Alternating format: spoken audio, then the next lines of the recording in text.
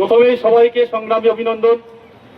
এই ভারতবর্ষে শুধু বাঙালিরা বিপদে নেই, হয়তো আমরা একটু বেশি, বা মুসলিমদের একটু দেখে মনে হচ্ছে বেশি বিপদে, কিন্তু ওই যখনই বলবেন যে ভাই কি করিস তুই, ওই নাম ওই অসীম কুমার হোক আর মসিবুর রহমান হোক, ওই বেকার।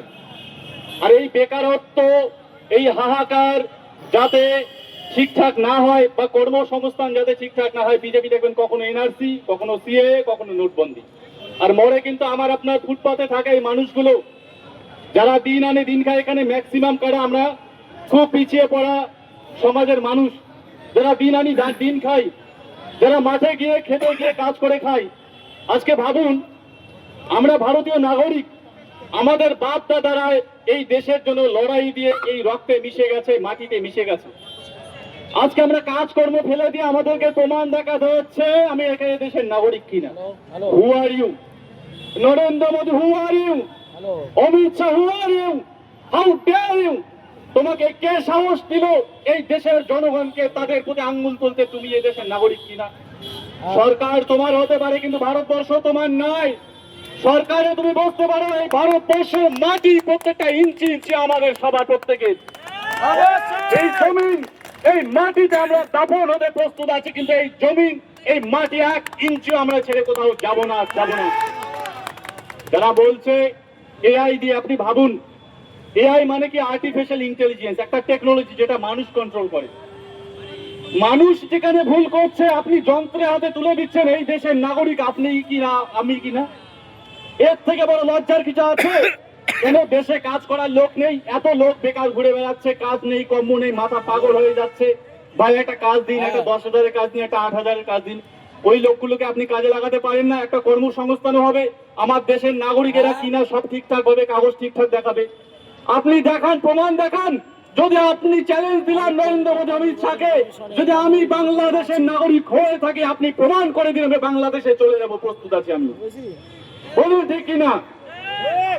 আবার বলছে আপনারা 6 ভাই বোন বা 4জনের অধিক যদি সন্তান থাকে তারা নাকি নাগরিক নয়। আরে আপনাকে কে সাহস দিয়েছে? ইলেকশন কমিশন অফ ইন্ডিয়া একটা রিপ্রেজেন্টেটিভ অফ দ্য গভর্নমেন্ট, বা গভর্নমেন্ট তো আবার আমাদের দাস। গভর্নমেন্ট কিন্তু নাগরিকের হয়ে কাজ করে, গভর্নমেন্ট সরকার কিন্তু কোনো মালিক নয়। এই ভারতবর্ষের মালিক কিন্তু প্রকৃত জনগণ, আমি আপনি। বলুন ঠিক কিনা? এই ভারতবর্ষের মালিক প্রকৃতপক্ষে আমি, আপনি। আমরা ঠিক করে দিয়েছি সরকার কে হবে, আবার আমরাই ঠিক করে দেব সরকার আগামীতে কে পরিবর্তিত হবে, ঠিক কিনা বলুন? যদি কেউ ভাবেন এই জুজু দেখান, এখানে বারবার যেটা বললাম, নরেন্দ্র মোদী 6 ভাই বোন, অমিত শাহ 7 ভাই বোন, যোগী আদিত্যনাথ 7 ভাই বোন। যদি কাউকে নোটিশ পাঠাতে হয় ইলেকশন কমিশন অফ ইন্ডিয়া, তোমাদের হিম্মত থাকে ওদেরকে নোটিশ পাঠাও। কেন তারা 6-7 ভাই বোন হলো? কেন নরেন্দ্র মোদী নিজের স্ত্রীকে ছেড়ে পালিয়ে গেল? যাক, ওই প্রসঙ্গ আজকে নয়, কিন্তু বলতে হয়। তারা যখন কিছু হিন্দু ভাইকে লেলিয়ে দেয় যে মুসলমানরা তোমাদের জায়গা জমি দখল করে নিল, তোমাদের ব্যবসা বাণিজ্য সব দখল করে নিল। আরে কোন মুসলমানের কথা বলছেন? যে মুসলমান কোন হিন্দু পরিবারে যদি হামলা হয়, কোনো বিপদ হয়, ছুড়ে চলে যায়, সেই মুসলমানের কথা বলছেন? এই ভারতবর্ষে, বিশেষ করে এই বাংলার মাটি এমন সম্প্রীতির মাটি, যেখানে হিন্দু মুসলিম যুগ যুগ ধরে একসাথে লড়ে আসছে সমস্ত মোকাবিলায়, সে ভারতবর্ষ স্বাধীনতা থেকে শুরু করে বর্তমান সমস্যায়। এরা কখনো চায় না। আপনারা দেখবেন যত হিন্দু মুসলিম, যত এসআইআর, এনআরসি, যত রকমের এদের ষড়যন্ত্র দিক দেখবেন ভোটের আগে, ভোটের পর উধাও। এ বারবার বলা হচ্ছে রোহিঙ্গা বাংলাদেশি। আরে কোথায় রোহিঙ্গা বাংলাদেশি? একটা বাংলার একটা 3rd ক্লাসের বিরোধী দলনেতা, সে নাকি বিরোধী দলনেতা শুভেন্দু অধিকারী, যার কথাবার্তা ঠিক নেই, মানুষকে গালাগালি করে, সে বলছে 1.5 কোটি রোহিঙ্গা আছে। আরে কোথায় রোহিঙ্গা আছে? এবার আমাকে যদি বলতে হয় প্রকৃতপক্ষে বাংলাদেশি কারা, বাংলাদেশি কোথায় আছে, আপনি বনগা গেলে খুঁজে পাবেন, বিভিন্ন জায়গায় গেলে খুঁজে পাবেন। কিন্তু আমাদের প্রশ্ন সেটা নয়। আমরা চাই ভারতবর্ষের একটা সংবিধান আছে, ভারতবর্ষের সংবিধানে সবকিছু বলা আছে কারা নাগরিকত্ব পাবে কি পাবে না। ভারতবর্ষ বলেছে, সংবিধান প্রকাশ্যে বলেছে, যদি কেউ অন্য দেশ থেকে নির্যাতিত হয়ে এই দেশে আশ্রয় প্রার্থনা করে শরণার্থী হিসাবে, ভারত তাকে নাগরিকত্ব দেবে, সমস্যা নেই। সমস্যা তো নেই। ভারতবর্ষের আইন বলছে। ভারতবর্ষের সংবিধানকে প্রহসন, সংবিধানকে বুড়ো আঙ্গুল দেখিয়ে, সংবিধানকে দিন দুপুরে গলা হত্যা করে এইভাবে নাগরিকদের হয়রানি করা হচ্ছে। আপনি বলুন, এইভাবে যদি চলতে থাকে আমরা কি চুপ করে বসে থাকার পাত্র? বলুন।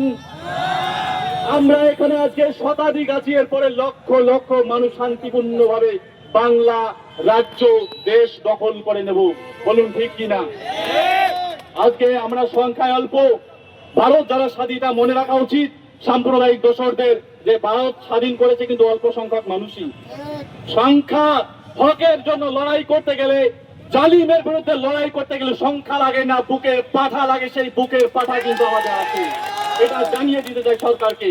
ওই পুলিশের বন্দুকের নলের সামনে দাঁড়িয়ে থেকে আমরা আন্দোলন করতে জানি, আমরা দেশকে স্বাধীন করতে জানি, আমরা অত্যাচারিত জাতির জন্য, অত্যাচারিত নাগরিকের জন্য লড়াই করতে জানি। এখানে হিন্দু মুসলিমের জন্য আমরা লড়াই করতে আসিনি। এসআইআর অনেকে ভাবছেন এখানে হয়তো দাড়ি টুপি মুসলমানরা রোহিঙ্গারা আন্দোলন করতে এসে আছে। অনেক আশপাশ প্রচুর সংখ্যক মানুষ আছে যারা বিজেপির সাম্প্রদায়িক রাজনীতিতে মগজে বিষ ঢেলে দিয়েছেন। তাদের দাড়ি টুপি দেখলে সমস্যা হয়, কিন্তু তারা জানে না এফআইআর এ আতঙ্কে যারা মারা গেছে শুধু মুসলিম মারা যায়নি, হিন্দু মারা গেছেন। বলেন ঠিক কিনা?